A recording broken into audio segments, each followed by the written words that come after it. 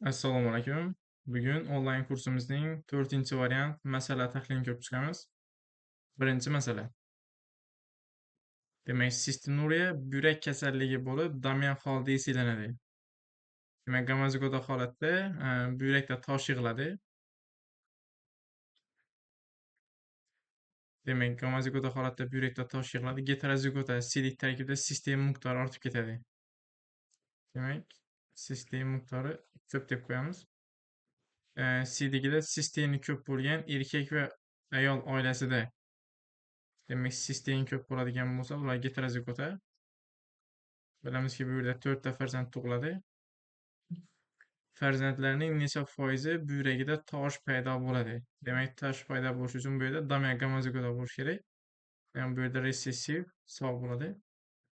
Demak, tug'ilgan farzandlarning bittasi, ya'ni 4 dan biri, ya'ni 25% qismida buyragida tosh paydo bo'ladi ekan. Javob A variant. Ikkinchi masala.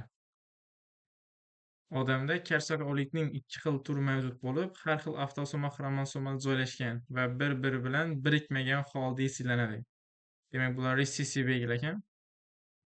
Demak, karsarolikning ikki xil turi bor. Demak, A bu birinchi tur bo'lsa, B bu ikkinchi tur bo'lsa deb belgilaymiz. Ikkalasi ham resessiv belgi hisoblanadi. Demak, bunga kar, dominant belgisi sog'. Bu ikkinchi tur bo'yicha kar, dominant belgisi sog' bo'ladi. Demak, karsakovlikning bir xil turi bilan kasal, ikkinchi turi bo'yicha heterozigotal bo'lgan yigit. Demak, birinchi turi bo'yicha sog'lom, ikkinchi turi bo'yicha heterozigotal yigit va qiz deyilgan. Demak, bir xil turi bo'yicha ikkinchi belgisi heterozigotal yigit.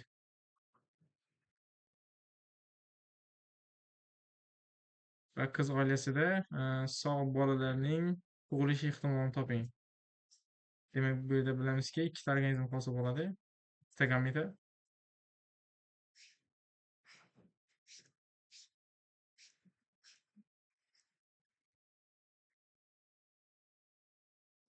Demak, sog' bo'lish uchun A va B genlar katta bo'lishi kerak. Bu to'g'ri. Bu yer ham A va B genlar katta, bunda ham. Bunda B kichik, bu ikkinchi tur bo'yicha kasal bo'ladi. Demak, heterozigotal bo'lgan sog' bolalarning tug'ilish ehtimoli. Sog' bolalarning tug'ilish ehtimoli bu yerda 3/4, 75%. Bu ikkinchi tur bo'yicha kasal. Shu sababdan buni ham kasal deb olamiz. Bular 1 va 2 tur bo'yicha sog'lom hisoblanadi. 3/4 bu yerda 75% beryapti. To'g'ri javob bu yerda A variant. Keyingi masalaga qaraymiz. Bug'doyda boshoqning uzun bo'lishi kalta bo'lishiga nisbatan dominantlik qiladi. Demak, uzunligi kaltaligiga nisbatan dominantlik qiladi. Heterozigotallarda boshoq o'rtacha uzunlikda bo'ladi. Demak, bu yerda chala dominantlik bor ekan. Heterozigota o'rtacha uzunlikda bo'ladi. Qiltiqlarning bo'lishi esa qiltiqlarning bo'lmasligiga nisbatan resessiv. Demak, qiltiqlarning bo'lmasligiga nisbatan resessiv belgi hisoblanadi. Demak, uzun boshoqli, qiltiqsiz va kalta boshoqli qiltiqli o'simga chatishtirildi. Uzun boshoqli, qiltiqsiz deyilgan. Qiltiqsiz bo'lish uchun B ham katta bo'lishi kerak. Va kalta boshoqli, kichik, qiltiqli o'simliklar, bular kichik chatishtirilgan. Bu parentez. Bizdan F2 olib so'ralgan. Bu yerda F1 degeterozigota hosil bo'ladi. Bularni o'zaro chatishtirib biz F2 avlod olamiz. O'rtacha boshoqqa ega bo'lgan qiltiqli o'simliklar foizi. Demak, o'rtacha boshoq bo'lish uchun A hetero bo'lishi kerak. Qiltiqli bo'lish uchun B kichik bo'lishi kerak. Demak, 16 ta farzand chiqishini bilamiz, chunki bundan 4 ta gameta, bundan ham 4 ta gameta, jami 16 ta organizm hosil bo'ladi. Demak, bu yerda bitta heterozigot gen bor. Demak, bunda genotipdan faqat ikkitasi hosil bo'ladi. 2 taqsim 16 12,5% beryapti. Bu yerda javob B variant. 4-masala. Insonlarda yuqori qovoqning osilgan bo'lishi, qovoqning sirtik bo'lishi burning katta bo'lishi dominant belgi hisoblanadi. Agar qosh sertuk, qovog'i normada, demak fenotiplarni yozib olamiz oldin. Demak, yuqori qovog'ining osilgan bo'lishi, qovog'i osilgan bo'lishi. Ikkinchi belgisi qoshning sertuk bo'lishi. Demak, qoshi sertuk bo'lishi. Burnining katta bo'lishi. Demak, burun katta deb qo'yamiz. Bular dominant belgi. Agar qosh sertuk, qovog'i normada. Demak, qovog'i normada bo'ladigan bo'lsa, bu resessiv belgi. Yana qanday bizga berilgan siyrak qoshli. Demak, resessiv bo'lsa bu siyrak. Va oxirgisi kichkina burun ekan. Burun kichkina. Demak, biz savolni o'qib, fenotiplarni yozib oldik. Endi ota-ona qaraymiz. Agar qosh sertuk, qovog'i normada, burni katta genotip bo'yicha gomozigotali erkak. Demak, barcha belgisini gomozigota qilib yozamiz.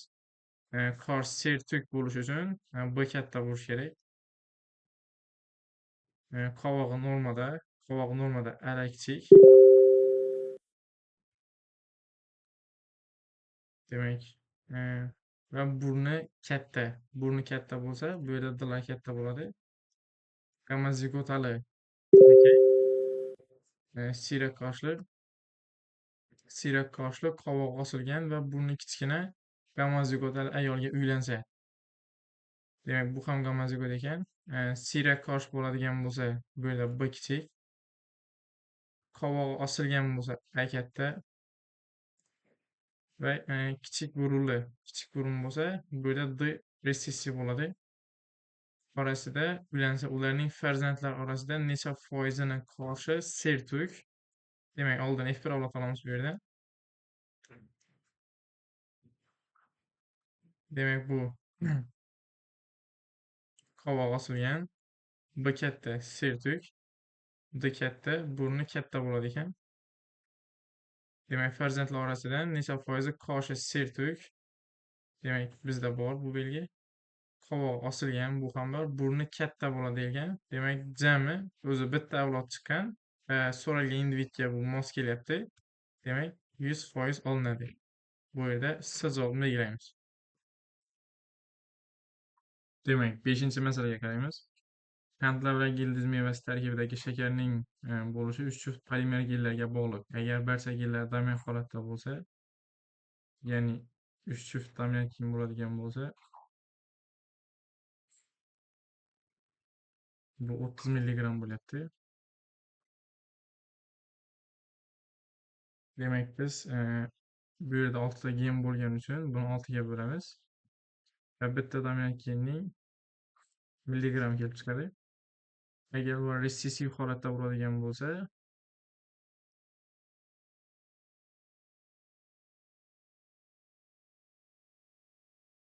18 milligram ekan. Demak, buni 6 ga bo'ladigan bo'lsak, bitta resessiv gen bu yerda 3 milligram bo'lyapti. Agar trigoterazikoid o'simliklar tahlil chalishtirilganda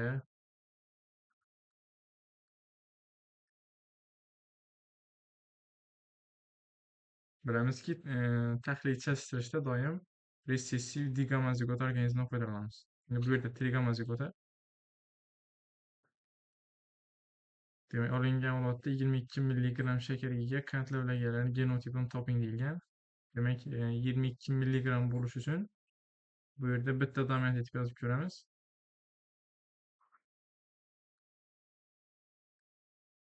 Demak, bular 3 dan, bu esa 5 milligram. Demak, buni qo'shadigan bo'lsak, bu 20 milligram bo'lyapti. Demak, bu yerda yana bitta genni katta etamiz. Demak, 10, 16. Demak, bu 22 milligram bo'lyapti. 22 milligram bo'lish uchun 2 ta dominant, 4 ta resessiv bo'lishi kerak. Demak, shunaqa genotiplarni qidiramiz. Bu yerda bitta dominant bo'lgani uchun 5 chiqarib olamiz. 6 da ham bitta dominant, 6 ham chiqib keladi. To'g'ri javob bu yerda D varianti. 6-savolga qaraymiz. Ariq o'simligida xlorofil pigmentini sintezlashda ikkita ferment qatnashadi. Ularning bo'lmasligi pigment sintezini buzilishini olib keladi. Har bir ferment sintezi har xil avtosonda joylashgan dominant A va B genlar bilan ifodalanadi. Birinchi ferment sintezga javobgar genning bo'lmasligi, demak birinchi dominant genning bo'lmasligi, ikkinchi bo'lishi bu yerda oq rang yuzaga chiqaryapti. Ikkinchi ferment sinteziga javobgar genning bo'lmasligi, demak bu yerda A katta, lekin B kichik bo'lishi kerak. Bu sariq rang yuzaga chiqarar ekan. Ushbu genlarning birgalikda bo'lmasligi o'simlikni oq rangini, demak birgalikda bo'lmasligi oq rangni yuzaga chiqaradi. Birgalikda bo'lishi yashil rangni ta'minlaydi. Demak A va B genlar birgalikda kelsa bu yerda yashil rang hosil bo'ladi. Agar digitalizigot arpalar o'zaro chatishtirilganda, demak digitalizigot arpa o'zaro chatishtirilgan,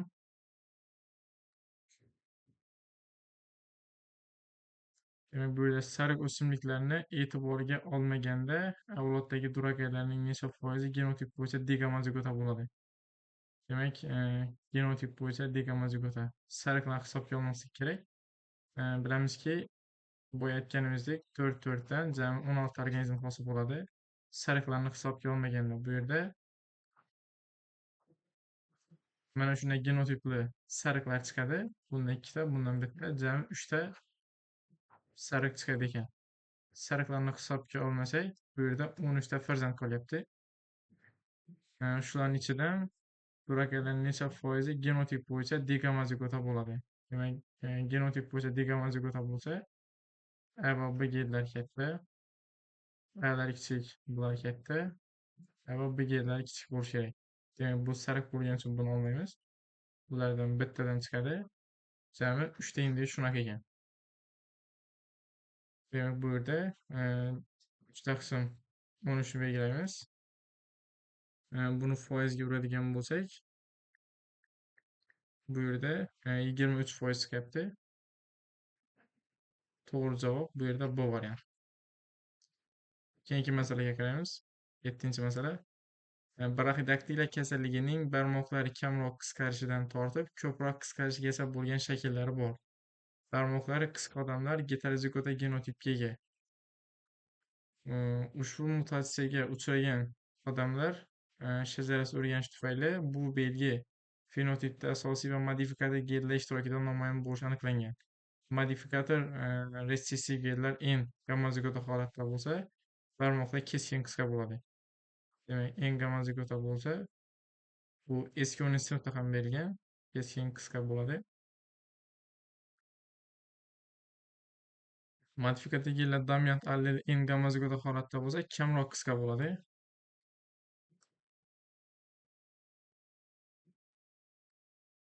Kamroq qisqa bo'ladi. Demak, heterozigota holatda esa o'rtacha qisqa bo'lishiga sabab bo'ladi. O'rtacha qisqa. Shunga ko'ra barmoqlari keskin braxidaktiliga uchragan ayol resessiv degamozigotali erkak nikohidan braxidaktiliya bilan kasallangan farzandlarning tug'ish ehtimolini aniqlang. Demak, bu hozir yozganlarimiz barchasi modifikator genlar. Demak, asosiy genni bizga beryapti. Barmoqlari qisqa odamlar heterozigota genotipga ega. Demak, qisqa odamlar heterozigota genotipga ega. Resessiv bo'ladigan bo'lsa, bu yerda sog'lom bo'ladi. Demak, savolga barmoqlari keskin braxidaktiliga uchragan ayol. Keskin braxidaktiliya bo'lishi uchun bu yerda heterozigota, endi resessiv bo'lishi kerak. Va resessiv degamozigotali erkak nikohidan braxidaktiliya bilan kasallangan farzandlarning tug'ish ehtimoli. Demak, bu yerda qaraydigan bo'lsak, ikkita farzand chiqadi. Ya'ni ota-onaga o'xshaydigan. Farzand braxidaktiliya bo'yicha kasal farzandlarni tug'ish ehtimoli bu yerda yarmi, ya'ni 50% qism bo'ladi. Javob D variant. 8-masalaga qaraymiz. Demak, otasi gemofiliya bilan kasal. Otasi gemofiliya bilan kasal. Onasi ajdodida gemofiliya uchramagan. Demak, uchramagan bo'lsa bu sof gamozigota bo'ladi. Tushirmagan ayol. Demak, ayol bo'lishi uchun otadan bitta, onadan bitta xromosoma keladi. Demak, bu ayol tashuvchi ekan, ya'ni geterozigota holatda bo'ladi. Sintez davrida katta X va kichik X allellar soni bilamizki, bu yozilgan genotip, buni kecha ham ishlaganmiz. 2 holatda bo'ladi va katta X, kichik X'lar bu yerda bittadan bo'lyapti. Endi savolda sintez davri so'ralgan. Sintez davrida to'plam 2, 4 bo'ladi. Bu yerda e'tibor bergan bo'lsangiz, demak 2 hissa ortgan. Demak, Glar ham bu yerda 2 hissa ortadi. Javob 2 2. D javobini belgilaymiz. 9-savol. Makkajo'xorida kraxmal endospermi dominant, Munsuma endosperm resessiv. Demak, kraxmalli endosperm, Munsuma endosperm resessiv. Makkajo'xorining bir populyatsiyasida A gen, demak, chastotasi berilgan ekan. Bu 80%, ya'ni 0,8, resessiv 0,2. Agar geterozigota organizmlar o'zlari chatishtirishidan, demak, har doim bekyapti. 4800 individ olingan bo'lsa, bu jami nasllar soni, ulardan nechtasi munsumon endospermga ega? Munsumon bo'lishi uchun bu yerda 8 hosil bo'lishi kerak. Ya'ni buni bir-biriga ko'paytiradigan bo'lsak, bu yerda 4% chiqadi. Demak, jadval chizib o'tirmadik. Bu yerda 4800 4%. Demak, bu yerda 4% hisoblaydigan bo'lsak, 198 chiqyapti. Demak, to'g'ri javob D variant.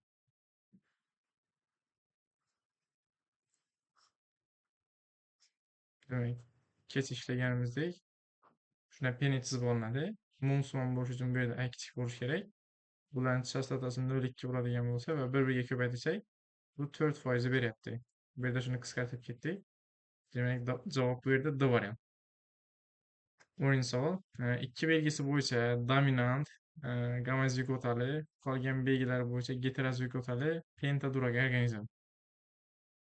3ta belgisiga ko'ra resessiv, qolgan 2ta belgisi gamazigotali dominant organizmlar chatishtirilganda qancha avlod olinadi?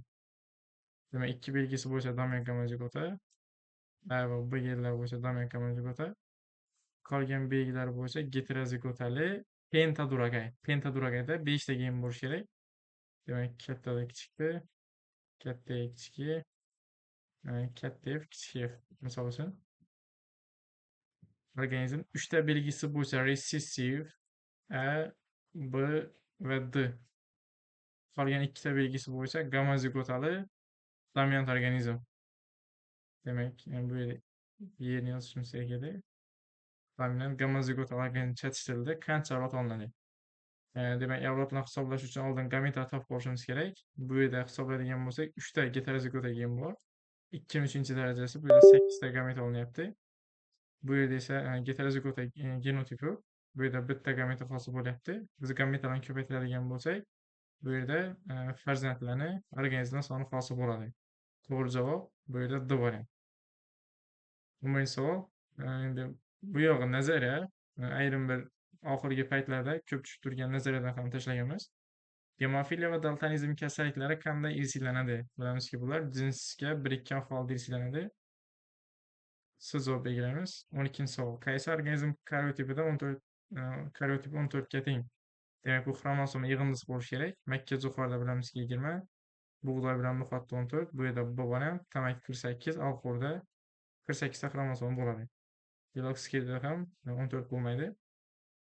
Demak, 13-savol. Resessiv belgilarni ajrating. Demak, bu yerda odam ko'zining ko'k rangda bo'lishi, to'g'ri bo'lishi, normal ajratish. Bilamizki, gemofiliya, ya'ni rangni normal ajrata olmaslik, resessiv, rangni normal ajratish bu yerda dominant bo'ladi. Shu sababdan 5 chiqarib yuboramiz. Siz javob ketdi. Demak, 9 bu yerda berilmagan. Demak, skonda uyning sariq bo'lishi bu ham dominant, ya'ni pletropiya mavjudda berilgan. Chiqarib yuboradigan bo'lsak, D variantini belgilashimiz mumkin. Demak, barmoqlar soni normal bo'lishi resessiv, polidaktiya, braxidaktiya bular dominant. 3 odamda ko'k ko'z bo'lishi, ko'k ko'z, rangli ko'zlar asosan resessiv bo'ladi. Bir ham qo'y ko'z va qora ko'z dominant bo'ladi. 7 darazavilar qanotining kalta bo'lishi. Demak, 13-savolga D javob. Demak, 14-savol. ikki juft nodil dominant gen ishtirokida yuzaga chiqadigan belgilar. Holda to'rtlarning yashil rangi. To'g'ri. Bu bo'lishi uchun A va B genlar katta bo'lishi kerak. Bug'doydan oq rangi noto'g'ri. Ikkinchisiga boramiz. Bu esa resessiv bo'lishi kerak edi. Oddiy tojli xo'roz debdi. Bu ham resessiv. Demak, donning qizil rangli bo'lishi. Bu yerda B variantini belgilaymiz. 15-savol. Ma'lum bir navli piyoz o'simligida piyoz boshining qizil rangi sariq rangga nisbatan ustunlik qiladi. Demak, qizil rang sariq rangga nisbatan ustunlik qiladi. Lekin ikkinchi juft nonli genning resessiv alleli bo'g'adi ekan rang ta'sirini. Demak, bu yerda resessivga ingibitorlik qilyapti. Va bu har doim oq rang yuzaga chiqaradi. Qizil va bu dominant alleli ta'sirsiz bo'ladi. Qizil va sariq piyoz boshli o'simliklar chatishtirildi. Demak, qizil bilan sariq piyoz boshli o'simliklar o'zlari chatishtirilgan. Hosil bo'lgan ma'lum o'simliklar hosil bo'lgani ma'lum bo'lsa, demak, qizil va sariq piyoz boshli o'simliklar chatishtirilganda sariq, oq va qizil, sariq, oq va qizil hosil bo'lishi kerak. Demak, bu yerda oq chiqishi uchun ikkita resessiv igen birga kelishi kerak. Shu sababdan bir otadan bir onadan keladi. Egenlarni o'rnini to'g'rilab oldik. Keyin qizil chiqishi kerak. Qizil chiqish uchun katta bor va sariq ham chiqishi kerak. Sariq chiqish uchun bu yerda kichika bo'lishi kerak.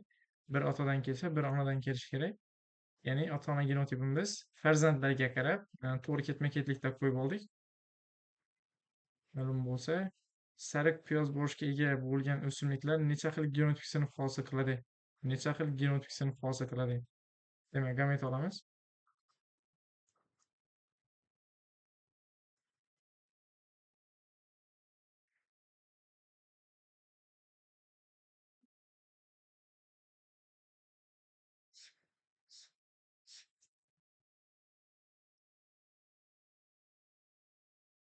Demak, sariq piyoz boshi sariq bo'lish uchun bizda alla kichik bo'lishi kerak. Bu yerda agellar katta. Demak, sariq. Bu yerda ham sariq, sariq. Bu yerda ilar kichik bo'lsa oq chiqadi. Sariqlarni qidiradigan bo'lsak, birinchi buni yozamiz. Allar kichik, ilar katta. Ikkinchisi allar kichik, ilarga terazigota.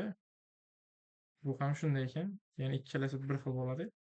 Bu yerda necha xil genotip sinf deyilgan. Agar soni so'ralsa, bu yerda 3 deyiladi. Lekin guruhlar soni so'ralgani uchun ikkita guruh deymiz. Javob A variant. 16-savolga qaraymiz. Otlarda tanasi qora rangda bo'lishi malla rang ustidan dominantlik qiladi.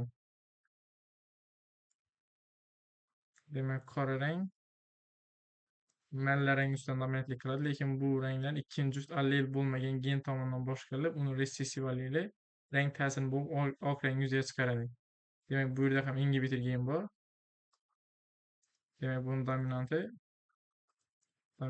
bu yerda ta'sirsiz bo'ladi. Qora tanali erkak malla rangli urg'ochi otlar bilan chatishtirildi. Demak, qora tanali bu yerda katta bo'ladi, chunki kichik bo'ladigan bo'lsa oq chiqishi kerak. Qora tana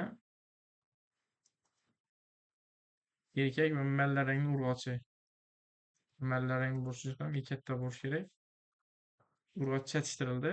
Olingan vaqtda 3 xil: qora, malla, oq. Demak, qora, malla va oq. Oq chiqish uchun bo'yayotganimizdek ikkita kichik bo'lishi kerak. Biri otadan, bir onadan keladi. Shu sababdan bularni ikkinchi allelga kichikga qo'yib chiqamiz. Keyin malla ham chiqishi kerak. Malla chiqish uchun alla kichik bo'lishi kerak. Bir onadan kelsa, biri otadan kelishi kerak. Demak, bu yerda kichik A bo'ladi. Biz yana farzandlarga qarab tana genotipini topib oldik. Chatishtirilgan ot formalari genotipini toping. Demak, ota bu yerda D heterozigota. Ona bo'ladigan bo'lsa, birinchi belgisi resessiv, ikkinchi belgisi heterozigota bo'lishi kerak. Demak, bu yerda D javobini belgilaymiz. Demak, 17-savol. Yaqindan ko'rish, miopiya, avtosimon joylashgan dominant gen orqali belgilanadi. Buni resessiv alleli sog' bo'ladi. Rang ajratolmaslik, ya'ni daltonizm. Resessiv bu daltonik, kasal, dominanti sog' bo'ladi. normal ko'rish qobiliyatiga ega ota-onadan normal ko'rish qobiliyatiga ega ota-onadan, demak bu yerda L kichik,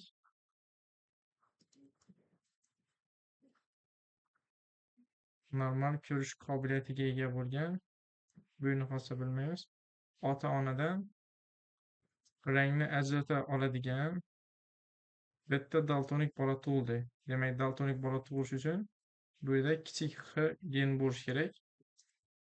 Demak, uzr, bu yerda H geni biriktiriladi, gemofiliyaning daltonizm so'ralgan. Demak, takrorlayveramiz.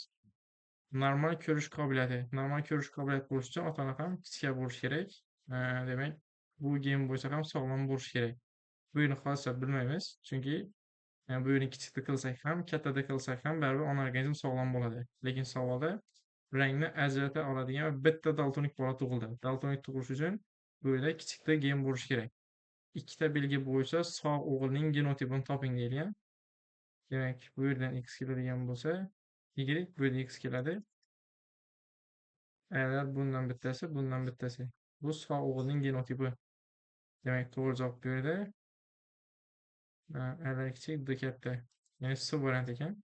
Agar kasal bo'ladigan bo'lsa, mana bunchalik, ya'ni kichikda bo'lgan bo'lar edi. 18-oxirgi savolga qaraymiz, masalaga.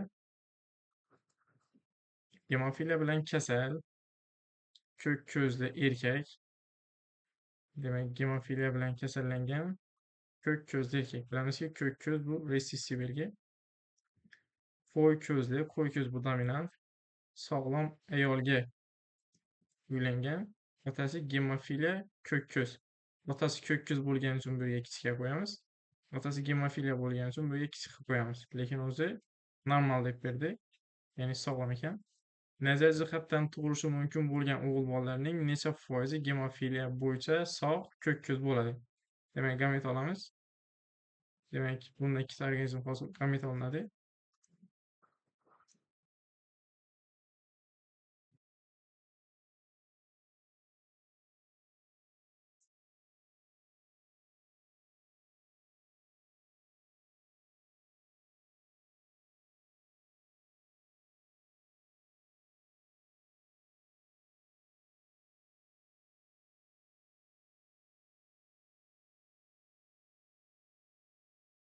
Demak, o'g'il bolasi so'ralgan, shuncha ayoldan chiqarib olamiz. O'g'il bola necha foiz gemofiliya bo'yicha sog'lom bo'lishi kerak? Demak, bu kichik kasal, bu ham kichik kasal. Gemofiliya bo'yicha sog'lom. Ko'k ko'z bo'lish uchun bilamizki, A kichik bo'lishi kerak. Bu yerda A katta. Faqat mana shu yerda shunday bo'ladi ekan. A kichik va gemofiliya bo'yicha sog'lom. 1/8. O'g'il bolalarning necha foizi? Demak, o'g'il bolalar so'ralgan ekan. Bu yerda 4 ta o'g'il bola tug'ilgan. Shuning ichidan bittasi bizga kerak belgi. 1/4 bu yerda 25% bo'lyapti. To'g'ri javob bu yerda D variant. Demak, yuqorida 4-masala savollarga tahlil qildik. Agarda tushunmagan masalamiz bo'lsa, har doimgidek kommentariya bo'limida yozib qoldirishingiz mumkin. Barchangizga rahmat.